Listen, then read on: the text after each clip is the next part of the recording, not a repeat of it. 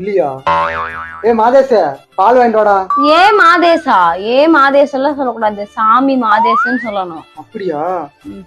சாமி மாதேஷ எங்க போறீங்க? பால் வாங்கிட்டு வர சொல்ல. இனிமேதான் உங்களுக்கு சொல்ல வேண்டியது நிறைய இருக்கு, நான் சொல்றேன், நீங்க கேளுங்க. இனிமே நீங்க டெய்லியும் காலையில 5 மணிக்கு எந்திரிச்சு சோப்பு ஷாம்பு எதுவுமே போடாம தலையோட பச்சை தண்ணியை எடுத்து ஊத்திட்டு நீங்க கட்டின வேட்டி துண்டு எல்லாத்தையும் அலாசி போட்டுட்டு 6 மணிக்கெல்லாம் நீங்க வீட்டுல விளக்கு பத்த வச்சிடணும். 7 மணிக்கெல்லாம் நீங்க கோயிலுக்கு போயிட்டு 7:30 மணிக்கெல்லாம் வீட்டுக்கு வந்துட்டு பாலும் பழமும் சாப்பிட்டு 8 மணிக்கெல்லாம் நீங்க வேலைக்கு போயிடணும். வேலைக்கு போற இடத்துல கடையில வாங்கி சாப்பிடக்கூடாது, யாருக்கிட்ட தண்ணி வாங்கி குடிக்க கூடாது, முக்கியமா வேலை செய்யும்போது ரத்த காயம் ஆகவே கூடாது. சாயந்தரம் 6 மணிக்கு வேலையை விட்டு வந்து தலையோட தண்ணி ஊத்திட்டு விளக்கு பத்த வச்சுட்டு கோயிலுக்கு போயிட்டு வந்துட்டு இலையில சாப்பாடை போட்டு சாப்பிட்டு தனியா தரையில உன்னோட வேட்டி துண்டை விரிச்சு தூங்கணும். இதெல்லாம் கடைபிடிக்கிறவங்க தான் உண்மையான ஐயப்ப பக்தர்.